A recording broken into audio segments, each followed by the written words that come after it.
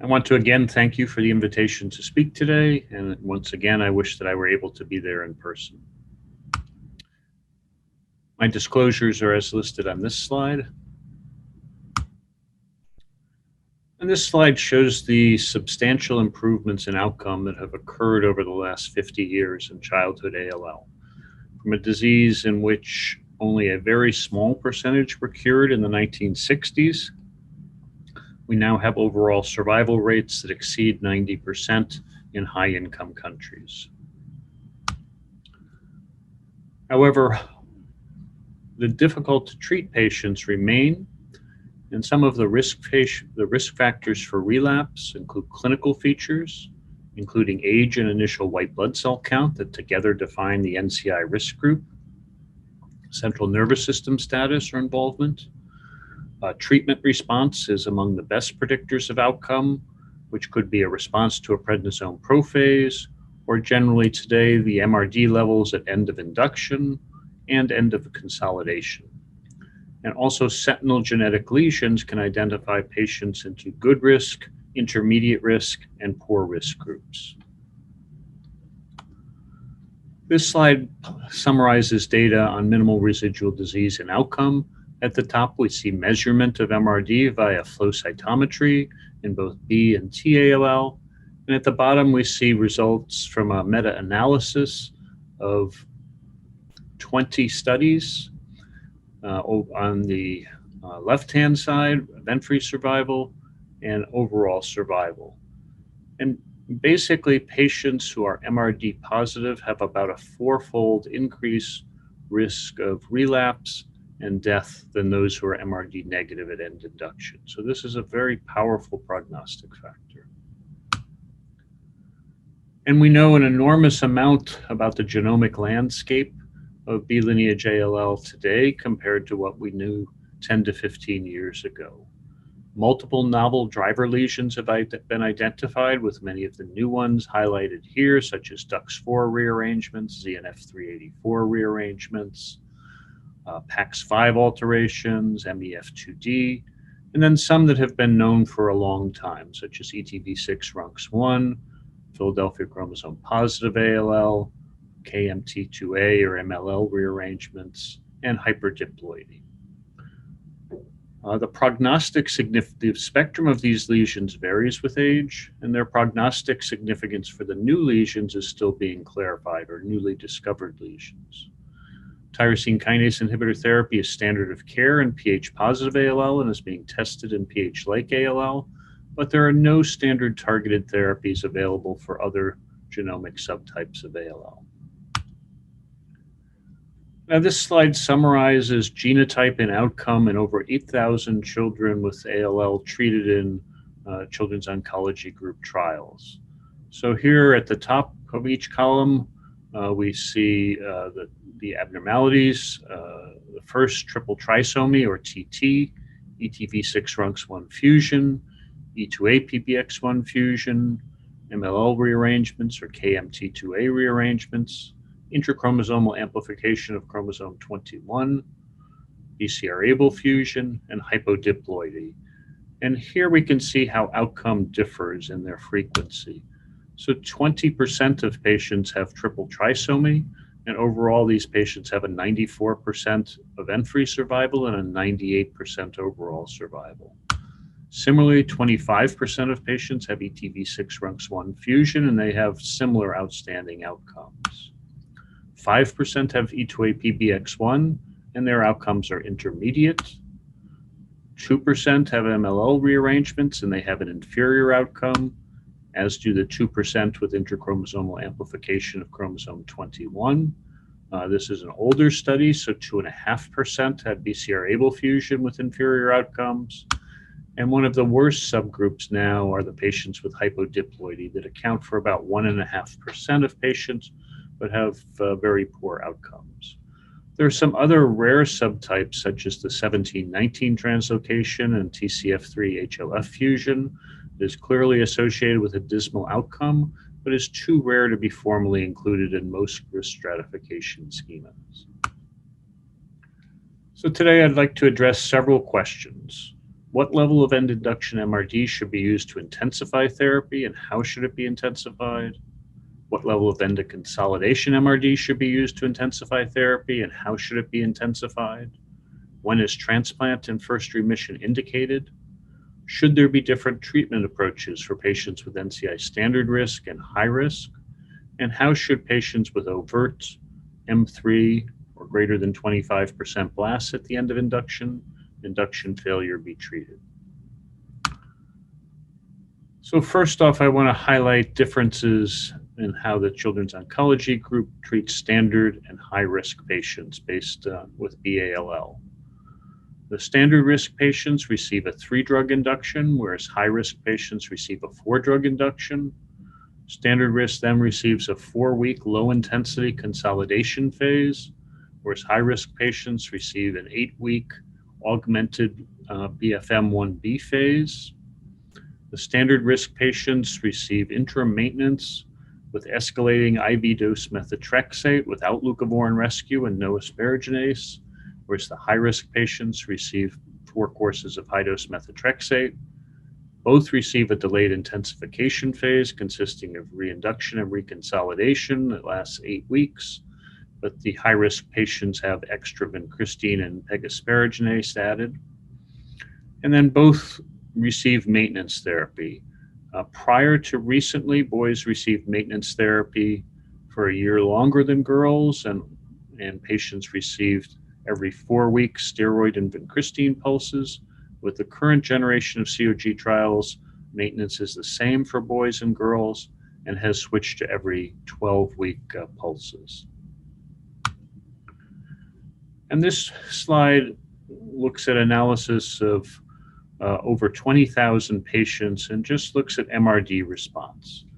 So first we see the NCI standard risk patients. We see that about 80%, 81% have no detectable MRD by flow cytometry at the end induction. 10% have 0.01 to 0.1%, 6% have 0.1 to 1%, and 2% have greater than 1%. For NCI high-risk patients, fewer are MRD negative, and at all levels, particularly the higher levels, we see more patients, with 4 times as many having greater than 1% compared to standard risk patients, and about 50% more having between 0.1 and less than 1%.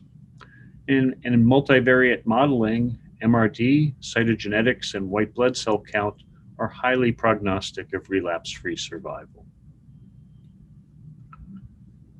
Now this slide highlights some outcome from the Children's Oncology Group AALL 0331 standard risk trial that was published in 2020 by Kelly Maloney in the Journal of Clinical Oncology. These patients received a 3-drug induction. They were classified based on risk factors at day 29. And in this study, we used a cutoff of MRD greater than 0.1% to define high-risk patients who received intensified therapy. Patients who had 0.01 to less than 0.1% did not automatically receive intensified therapy. And what we see here is that the 6-year event-free and overall survival actually was somewhat better. They're similar, but perhaps somewhat better for those with higher level minimal residual disease as compared to those with the intermediate level minimal residual disease. So this really tells us that all patients with MRD greater than 0.01% should receive intensified post-induction therapy. Now this slide switches to NCI high-risk BALL patients, and this is a paper published in 2015 in Blood. And here we see the different categories of response in 5-year event-free and overall survival. And as you can see, as the minimal residual disease level goes up, patients have inferior event-free survival and inferior overall survival. And you really start to see the differences in patients with MRD over 0.1%, and particularly those over 1% or the very small group over 10% have a very poor outcome. And so when you look among patients who have greater than 0.1% MRD at the end of the first month of therapy, if you look again at MRD at the end of consolidation, which is after 8 weeks of an additional 8 weeks of intensified therapy, we see several things. One is that most end of induction MRD positive patients become MRD negative at end consolidation. Those with an end induction MRD greater than 1%, however, have about a 50% chance of remaining MRD positive at end of consolidation. And if we look based on MRD at end consolidation, those who have become MRD negative have a reasonable 79% disease-free survival at 5 years, but those who remain MRD positive have only about a 40% outcome, event-free survival at 5 years. So this really says to us that different therapies are needed for these patients who remain MRD positive roughly 3 months into therapy. Now, we also have looked at the impact of end consolidation at minimal residual disease in NCI standard risk patients. This is a paper with Rachel Rao as the first author that was just published in Pediatric Blood and Cancer. And so there were data on 368 standard risk patients who had end induction MRD greater than 0.01% and then received 8 weeks intensified therapy. Here, the overwhelming majority became MRD negative, 93 versus 7%. And even of those who remained MRD positive, most were low-level MRD positive, with only 5 between 0.1 and 1% and only 1 greater than 1%. The higher end induction MRD was predictive of end consolidation phase, end consolidation MRD remaining positive, with an odds ratio of 4 for end induction MRD greater than 1, and an odds ratio of 4 for MRD 0.1 to 1%. So the higher the MRD at end induction, the more likely you are to be MRD positive at end consolidation. And this shows the outcome based on this. So here we see that the end of consolidation MRD positive patients had an inferior 4-year disease-free survival, 73% versus 91% for those who became end induction MRD negative, but similarly end consolidation MRD negative, but similar 4-year event-free survival at 92 versus 95%. The cumulative incidence of relapse was higher for the end consolidation MRD positive patients, 27% versus 5%. There aren't many patients. We tried to look at the obvious prognostic factors. Patients who had favorable or neutral cytogenetics, 4 of 22 relapsed. There were 2 patients with intrachromosomal amplification of chromosome 21 and both relapsed, and 1 patient with an MLL rearrangement, and that patient did not relapse. If you look at the level of MRD at end consolidation, there is a clear trend here. Patients who were greater than 0.1% half relapsed, whereas those less than 0.1%, only 3 of 19 relapsed. We also tried to look at those who did versus did not receive transplantation. There was no obvious cytogenetic or MRD differences between these groups. 12 continued on protocol therapy, 11 completed therapy with 2 relapses, both who remain alive, and 1 is still on therapy. 13 were removed from protocol therapy, 8 underwent transplant in first remission, 1 relapsed and died, 4 received other therapy without transplant, 3 relapsed and 1 died, and 1 had no follow-up. And this is a study by the Pontedeleño group again, who pulled together 1,041 patients with induction failure. Now, these are older data diagnosed between 1985 and 2000, and the 10-year overall survival was only 32%, but it was 60% for the NCI standard risk versus 26% for the NCI high risk. And 448 patients had complete data on cytogenetics and transplant. In this group, multivariable analysis showed that independent risk factors for inferior survival were age greater than 10 years, M3 marrow at end induction, T-cell ALL or MLL rearrangements. For the patients with M3 marrow end induction, the 10-year overall survival was only 26%. Now, this is a small cohort, but intriguing. This looks at children with an M3 induction failure on COG trials who are either standard risk with no events or high risk with about a 40% event-free survival. The numbers are small, and it's hard to make any definitive conclusions, but certainly the differences are striking. So how should MRD response alter therapy? What level of end induction MRD should be used to intensify therapy, and how should it be intensified? Well, I conclude that NCI standard or high-risk patients who have MRD greater than 0.01% should receive intensified therapy. For us, that's the COG augmented BFM regimen.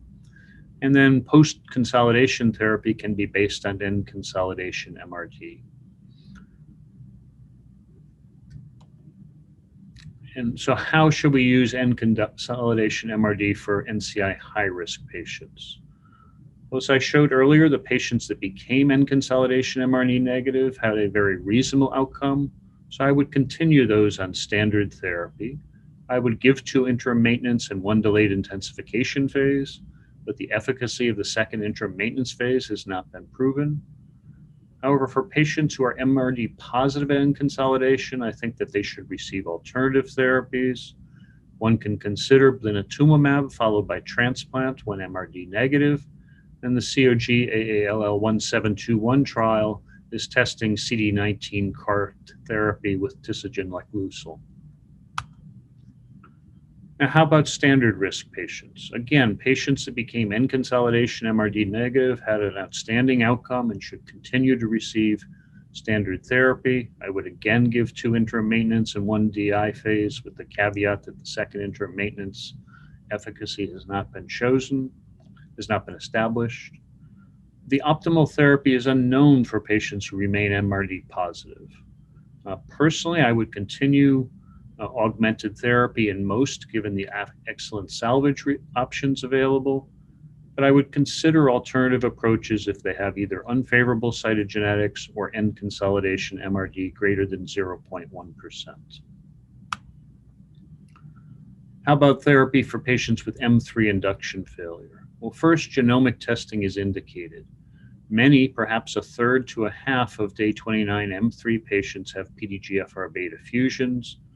And with this poor response, I would add a tyrosine kinase inhibitor if an ABL class rearrangement is present. I would start with an augmented BFM consolidation. Most will attain complete remission. I would consider checking a marrow and MRD response halfway through and consider changing therapy at that point if not responding well.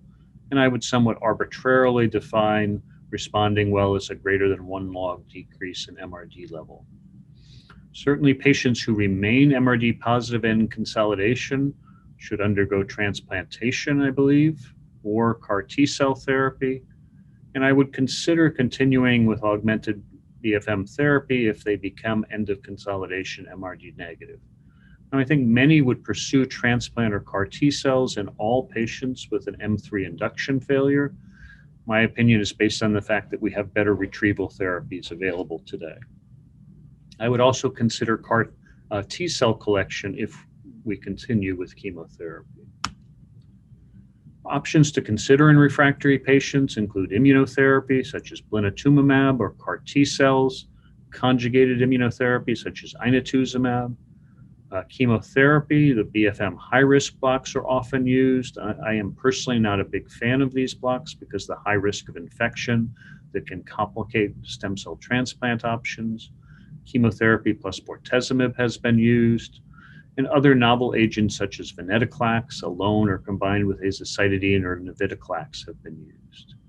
And then TKI plus chemotherapy for patients with PH-like ALL with targetable genomic lesions, I think is reasonable in these refractory patients. I'd like to acknowledge all my colleagues whose work I showed here, and thank you very much for your attention.